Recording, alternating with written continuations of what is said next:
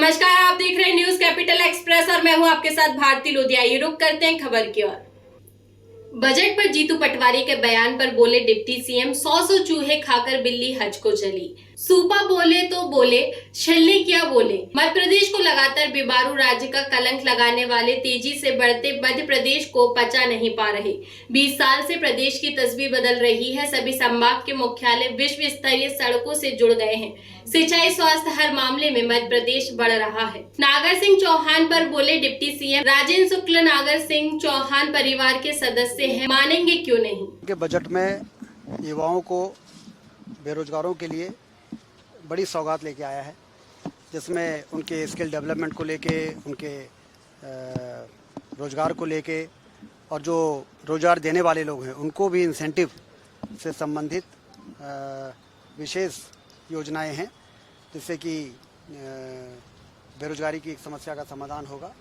इसके अलावा इंफ्रास्ट्रक्चर में हमेशा की तरह पर्याप्त प्रावधान है, जिससे कि सड़क, बिजली और रेलवेज और हाईवेज, इन सब के लिए पर्याप्त प्रावधान किया गया है, जिससे आर्थिक तरक्की होगी। आने वाले वर्षों में तीसरी सबसे बड़ी अर्थव्यवस्था बनाने का जो मिशन है, उसको ध्यान में रखते हुए बजट बनाया गया है।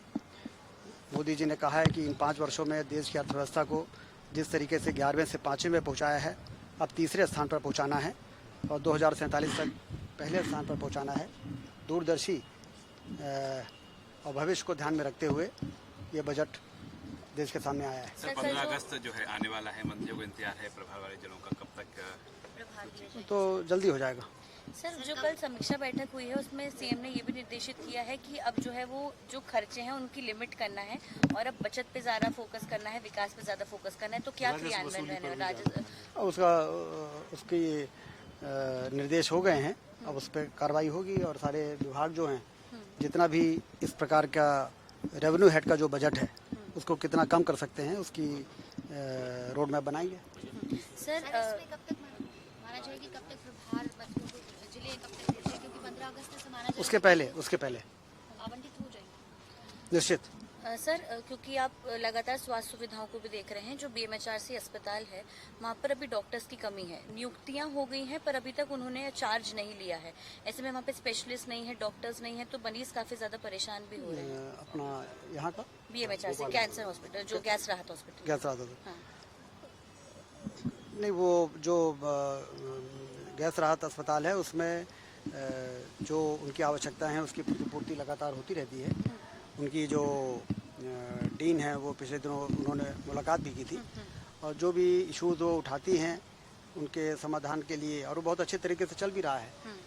500 से लेके 1000 के बीच की ओपीडी भी रहती है उनके। कुछ उन्होंने आउटरीच सेंटर भी बनाए हुए हैं और बेहतर संचालन वहाँ का हो रहा है। वो अपना एक मेडिकल कॉलेज जरूर खोलना चाहते हैं, जिसके लिए उन्होंने संपर्क किया था और केंद्र सरकार में उनका प्रस्ताव लंबित है और उनकी अपेक्षा थी कि वो यदि स्वीकृत मिल जाएगी तो हम मेडिकल कॉलेज भी एक खोलेंगे।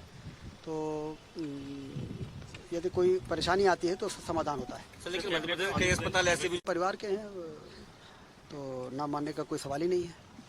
सर, लेकिन मध्य प्रदेश के अस्पताल अभी भी बदहाली में हैं। क्या लगता है कि उनको और ज़्यादा बेहतर होना चाहिए? शहडोल का अस्पताल है, वहाँ पर पानी भर जाता है, आवारा कुत्ते घूमते रहते हैं। इस तरह की तस्वीरें कई मध्य प्रदेश इलाकों से आती है, तो क्या कुछ दिशा निर्देश देंगे सर? देखिए, स्वास्थ्य सुविधाओं के लिए सरकार बहुत गंभीर है। इस बजट में, मध्य प्रदेश के बजट में आपने देखा होगा 34% ज़्यादा बजट का प्रावधान किया गया है और हमारी कोशिश है कि हमारे जो जिला अस्पताल के साथ साथ जो हमारे कम्युनिटी हेल्थ सेंटर हैं ब्लॉक्स में, वो जिला अस्पताल के स्तर के हो जाएं और उसके लिए जो मानव संसाधन की कमी है उसकी पूर्ति के लिए पिछले दिनों कैबिनेट में आपने देखा होगा कि प्रति वर्ष 300 करोड़ का बजट का प्रावधान इसीलिए किया गया है कि वो सारे जो मानव संसाधन की कमी है उसकी हम पूर्ति कर लें।